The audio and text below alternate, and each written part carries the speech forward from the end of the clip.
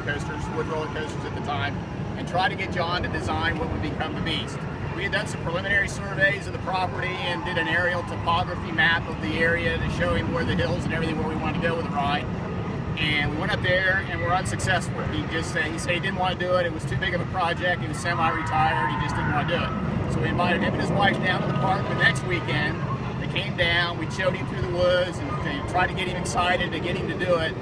And the last night he was here, he took an international restaurant menu and flipped it over and wrote a bunch of formula on it and handed it to Al Collins, my survey crew chief, and said, "You guys can design the coaster yourselves." So we thought that was a beer and a wine talking that night. The next day we looked at it and it was similar to what we were used to doing anyway as surveyors. And, you know, we were civil engineers, so we were used to doing highways and railroads and those kind of things. And essentially a roller coaster is just a fancy highway, a lot more fun. So the formulas weren't that dissimilar from what we were used to seeing. The company talked about it. We took a chance. John gave us a lot more information other than those few formula that he gave us that night. And he kind of got us going on the best way to get started on the design and how to go. We found out why he didn't want to do it. You got to remember, we didn't have any computers back then. We didn't have scientific calculators. We had slide rules and logarithm books.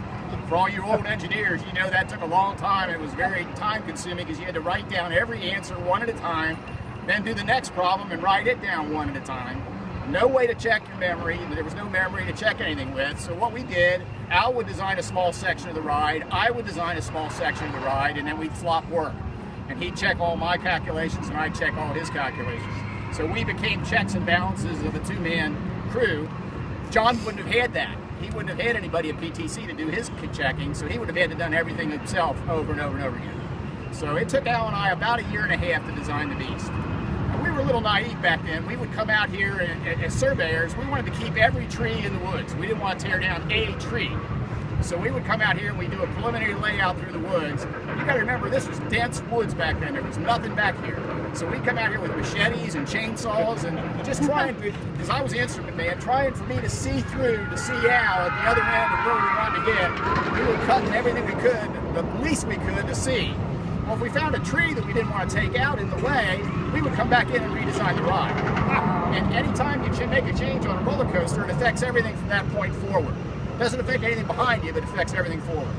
So we did that for a couple months and said, this isn't going to work. We'll be designing this when we're dead. So we decided not to do that anymore. There were some trees that we naturally got saved very early on that we knew we didn't want to miss. We didn't want to hit. One tree in particular, and this is kind of a strange story. We had one tree that was down here by the first tunnel, when it first dropped. Huge, big oak tree. It was probably 120, 130-year-old tree. Huge, huge tree. And we realigned the ride right from the start to miss this tree.